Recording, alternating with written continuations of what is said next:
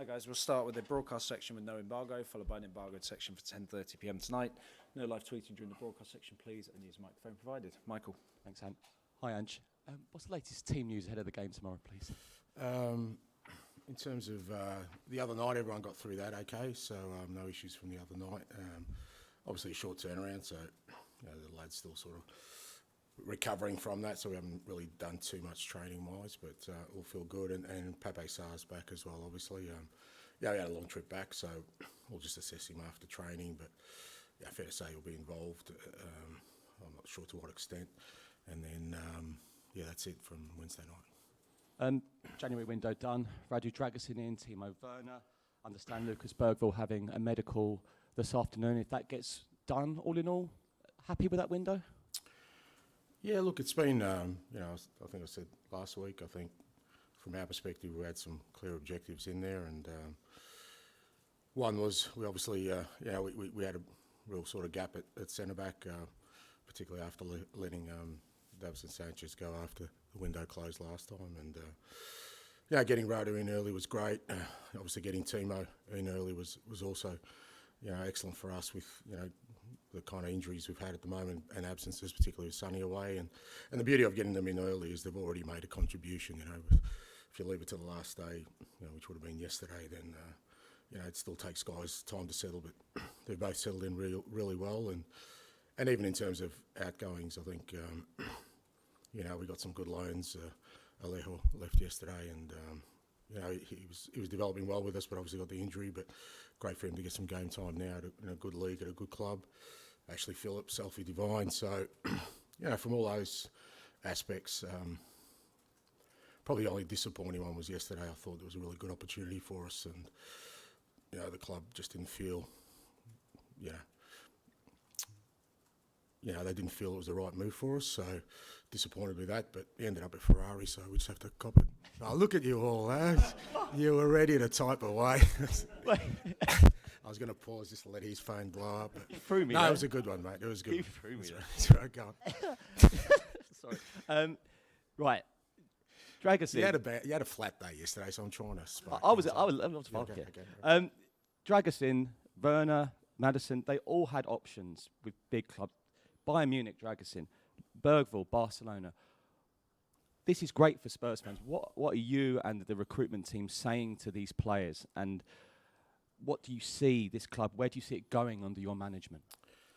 Yeah, look, I don't think it's so much what we're saying. I think it's more what people are seeing. That's the important thing. Because, it's like anything in life. You can try and sell, a vision or sell something to someone. But if there's tangible physical evidence of it, and I think anyone who's watched us sort of in the first half of the year, or since I've joined, have seen, the aspirations we have to be the kind of football team that we want to be. So that's not just me saying it; we're actually doing it. Okay, we're not the finished product by any stretch.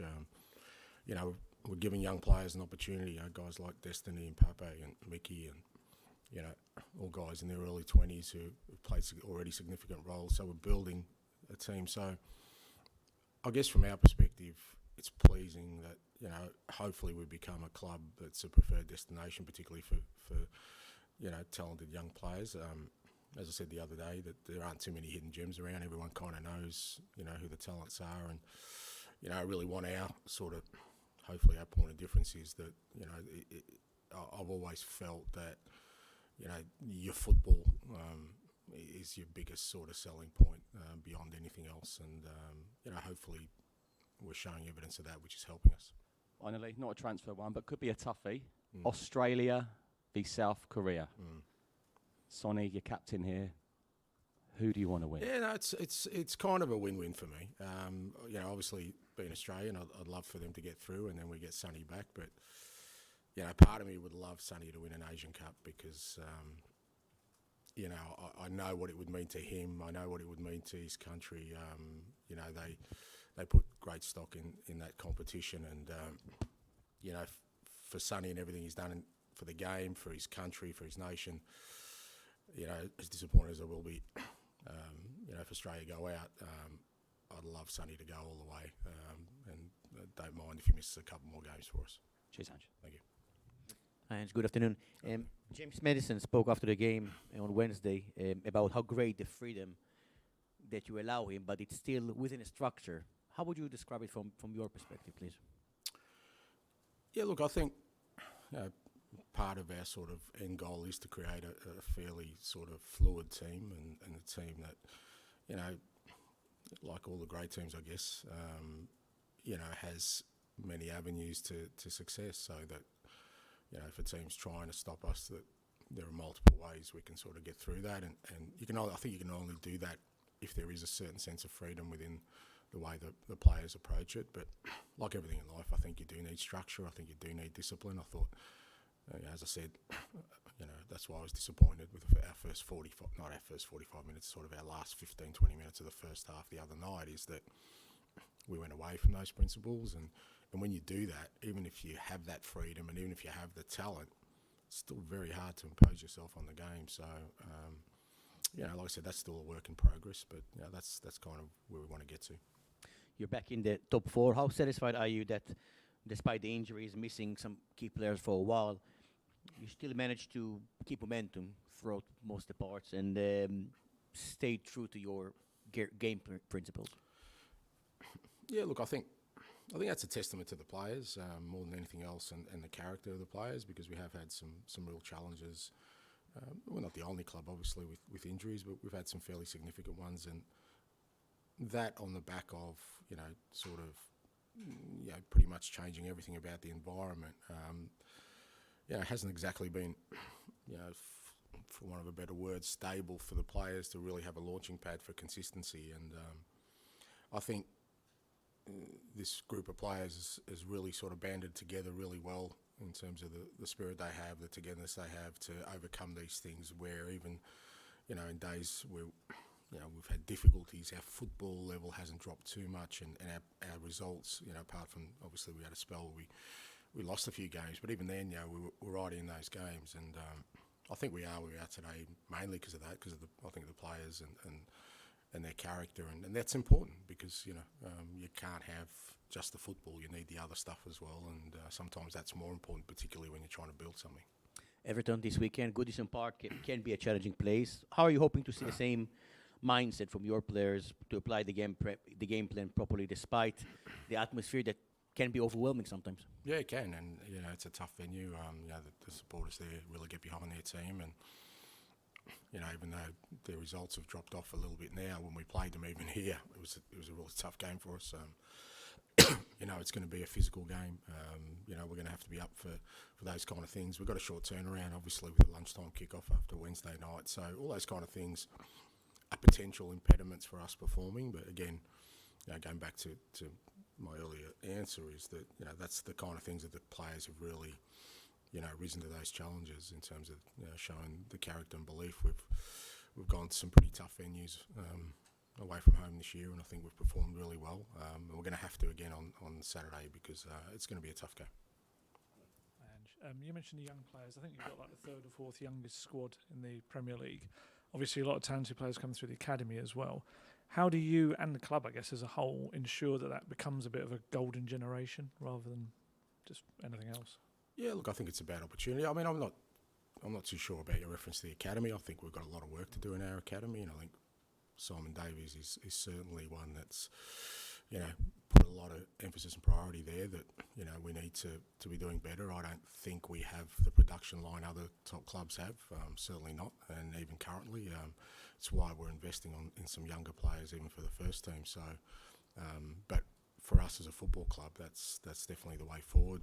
We've got to, you know, obviously my brief at the moment is still very much around first team and you know, building a first team, and I think you can do that whilst giving opportunities to young players. If anything, I think for sustainable success, it's the best way to go, because the team sort of grows together when there's guys of similar ages, as long as you've got good experience around them, and that's what we're trying to do at first team level. But we've still got a lot of work to do at academy level, and like I said, you know, we've got a great man there, Simon, who's worked at, you know, some of the best academies there are going around. He knows what's needed, and we've got some good coaches in there now, and you know, this year's been better, but in terms of a production line of young players, I think we're still well behind other clubs. Was that something you noticed straight away when you came in, or was it something that was already a process and started? Yeah, there's already a process in place before I came in, obviously, and like I said, some of that is just around, the kind of methodology we use, but also a little bit of opportunity, because I guess, if young players don't feel there's an opportunity here, maybe we don't get the best ones, or we don't provide the opportunity for the best ones. My role in that is to make sure that the good ones we have, or do get an opportunity, and secondly, other good young players around the country, not just around the world, see this as a club where, if you're talented, you'll get an opportunity. Brian Hill, obviously still part of your squad. There was some suggestions that he had options, that he maybe could have gone and perhaps played more regular football, but he wanted to stay and play under yourself. What did you make of that decision? It's not an issue with me. There was obviously a bit of interest in Brian. There was a bit of interest in a lot of our players. But again, I've said this before, it's not my role to kind of, push people out in that kind of situation.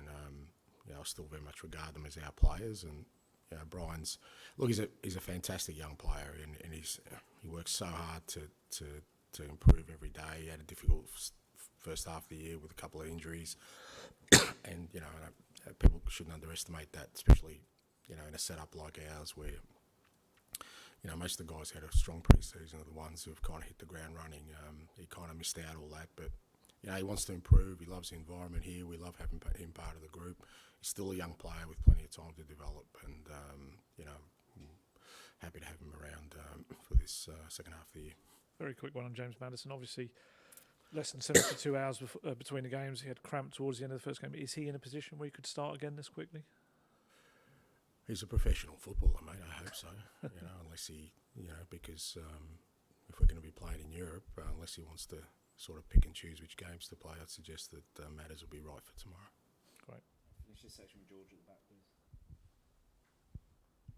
please. Hi, Ange. I just wanted to ask you about Richarlison. I know you spoke about how he's kind of feels freer since that surgery, but he's got 7 in the Premier League now, and that started with Sonny in the team. But do you kind of sense that he's kind of relished the opportunity to be the main man since Sonny stepped away, and to kind of help the team as much as possible?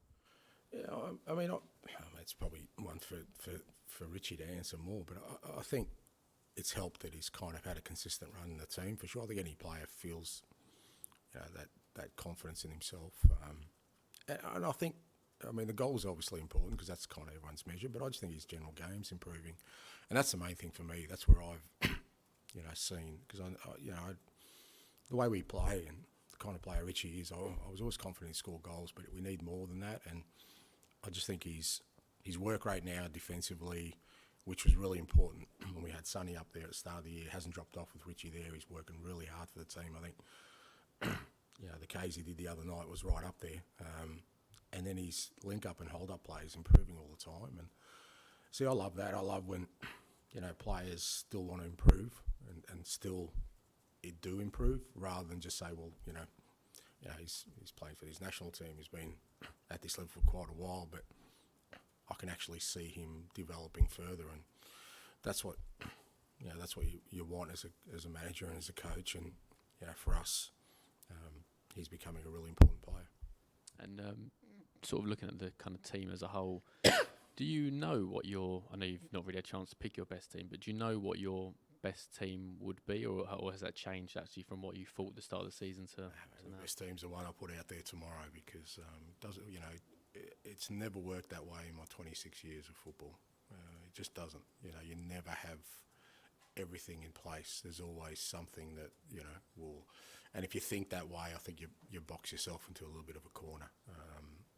The only reason I made 2 changes at half time wasn't because Rodri and Skippy weren't playing well. If anything, I thought they were playing well. Just we needed a circuit breaker for what we were doing and change things up. So it doesn't mean that those 2 aren't in my starting 11 or they were disappointing or any of those kind of things. I've always kind of, as much as people have always thought in those terms of what's your strongest or best 11. Well, every week I try and put out what I think is our best 11, and then you go from there, and then you reassess it, post game, going to the next one. Okay, we'll end the broadcast section there. We'll move on to the Embargoed Section for 10:30 p.m. tonight. Tom? And just on Richarlison, Someone's been talking about him a few weeks ago and how good he thinks he can be. Just how much has the team played in his kind of restoration of the last few weeks? And particularly Romero, you talked about him before being a big leader in that side. I wondered, I know Spanish and Portuguese speaking, has there been a particular connection between the two? Yeah, no, look, I think the team has helped, but not just Richie. I think the team's, that's where, like I said before, I think there's a real strong. I mean, it's a really, strong dressing room in terms of the guys really supporting each other, and we've had a number of guys who are coming back from long-term injuries or missed football, and I think the reason they've come back and never felt disconnected is because of the dressing room created, and for that you need good leaders, and Sonny is definitely that, and Romero now is like I said in the last few weeks has grown even more, I think, and he's a positive influence on everyone in the group, and I'm sure Richie and but there's other guys, and look, I see it on a daily basis, others don't, but if you watch someone like say Emerson Royale train every day, you'd think he'd played every game. He's just outstanding with his attitude, with his demeanour around the place, and there's no time for anyone to feel down, because when you see a guy like Emerson, or we've got a few in that boat this year, Fraser and Ben, who just train so hard every day, always have the greatest disposition in terms of their demeanour. It doesn't give anyone else an excuse to not feel up for it, and they're the kind of things I think that make a difference to a dressing room, like I said, as well as your leaders. And so if you're going through a tough time, or maybe you're battling with a few things, you walk into that room and you see these kind of people, your leaders and others who just lift you up, and then now Richie's going through a good spell. I'm sure that there's guys in there now that he'll be giving a lift to as well, because he understands how important it is. Talking about the demeanour of players, obviously the players play a big part, but when you speak to some of your players, they often talk about how happy they are playing for you, how much they enjoy it, and it looks like with Richarlison, he's enjoying his football as well. How conscious are you of making them enjoy their time? Yeah, I'm a little bit torn with that, because like I keep saying, they should, I'm not, we're not in there going in there holding hands and singing songs and kind of,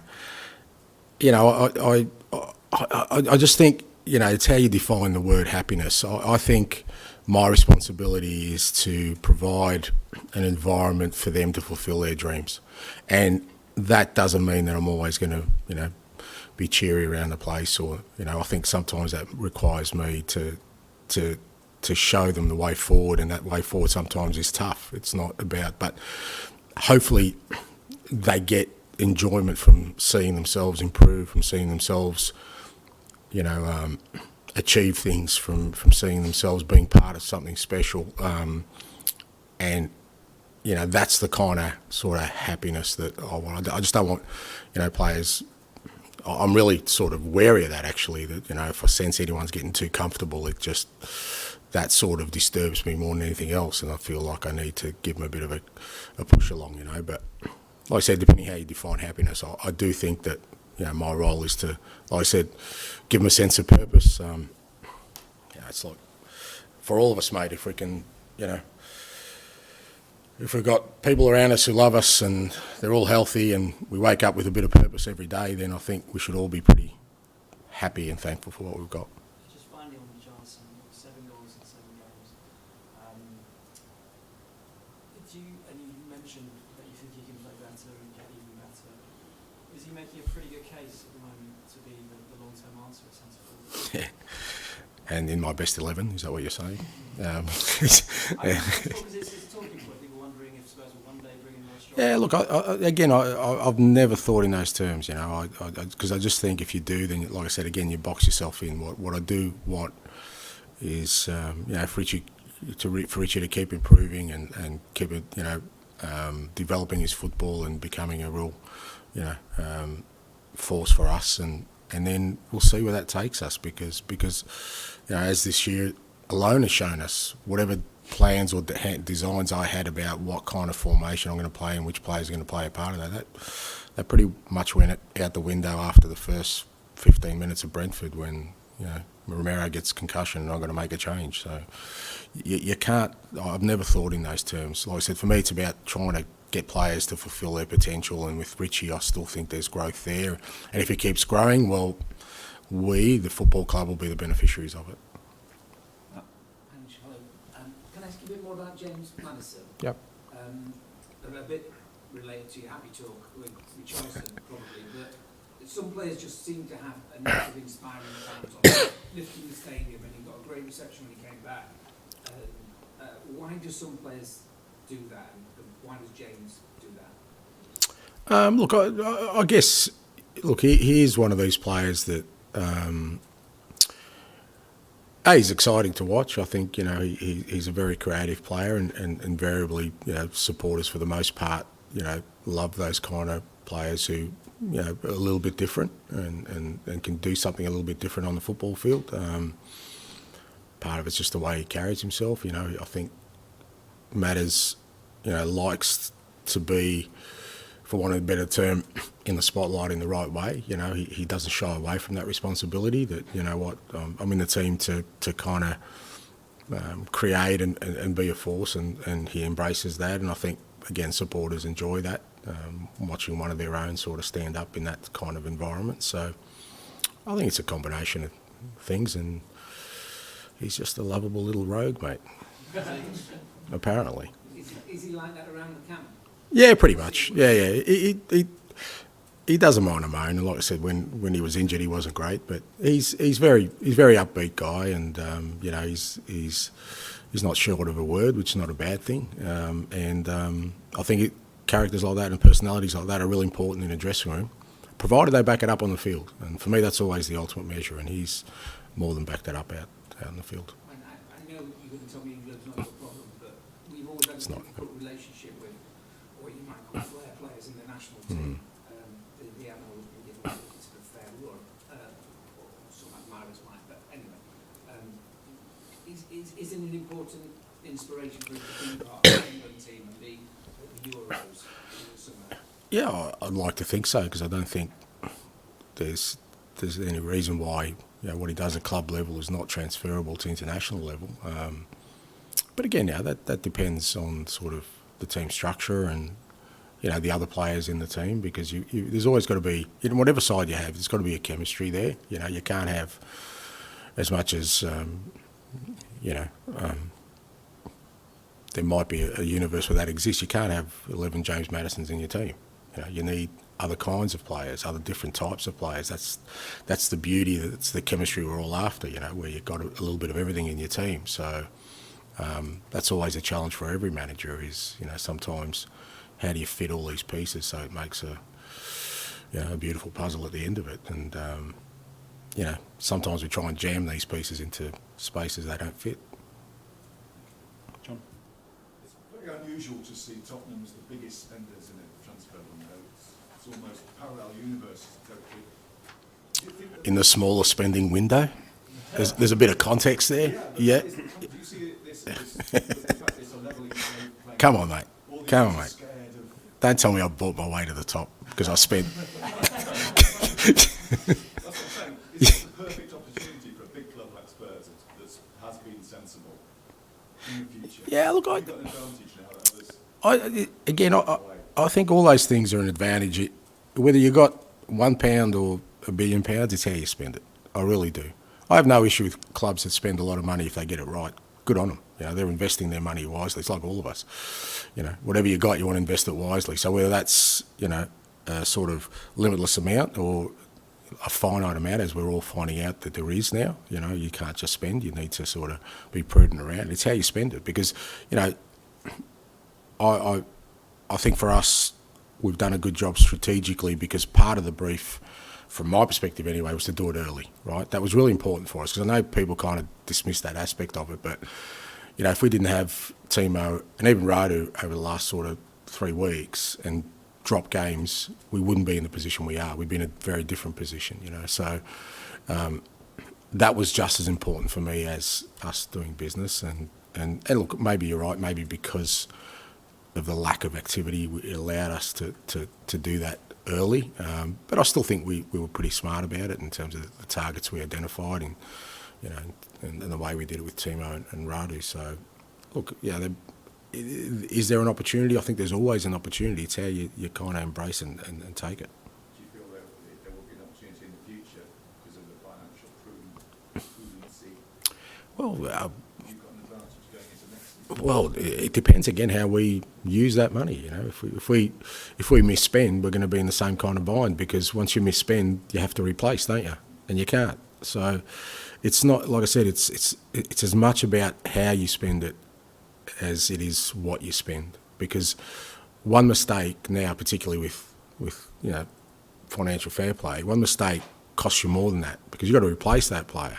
You can't sell him for what you bought him, so there's a whole knock-on effect. So I think part of it is clubs are just, I could be wrong, but are taking a little bit more care in the kind of way they're going to spend it. I don't think that'll change now. I think they're going to say, well, look, if we're going to invest X amount, irrespective of what that is, let's try and get it right as much as we possibly can.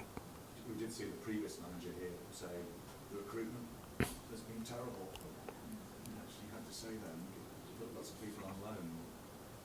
It seems very impossible to see that happening with the squad you have at the moment. You've already got the building blocks.